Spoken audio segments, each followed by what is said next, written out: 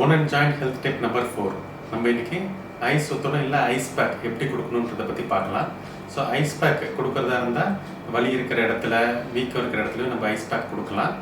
And then அந்த இடத்துல வச்சு எடுக்கணும். 20 மினிட்ஸ் வரைக்கும் கொடுக்கலாம். ஐஸ் பேக் ஒரு இடத்துல மாற்றி ஆனால் வச்சு எடுக்கணும், அப்படியே வச்சிடக்கூடாது.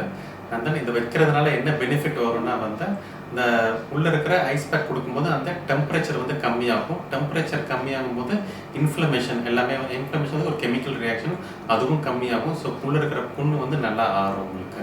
ப்ளஸ் ஐஸ் பேக் கொடுக்கும்போது லூவிஸ் ஹண்டிங் ரியாக்ஷன் சொல்லிட்டு ஒரு ரியாக்ஷன் நடக்கும்.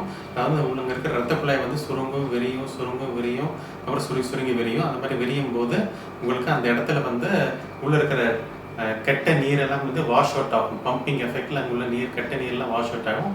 நல்ல நியூட்ரியன்ஸ் அந்த இடத்துக்கு வரும். அப்போ அந்த இடத்துல ஹீலிங் ப்ராசஸ் ஃபாஸ்ட்டாக நடக்கும். ஐஸ் பேக் ஒரு நாளைக்கு 2-3 தடவை கொடுக்கலாம். சின்ன வலிங்களுக்கு இனிஷியலாக ஒரு ஃபர்ஸ்ட் எய்டை நீங்கள் யூஸ் பண்ணிக்கலாம். வலி ரொம்ப அதிகமாக இருந்தால் பக்கத்தில் உள்ள மருத்துவரை நீங்கள் அணுகலாம்.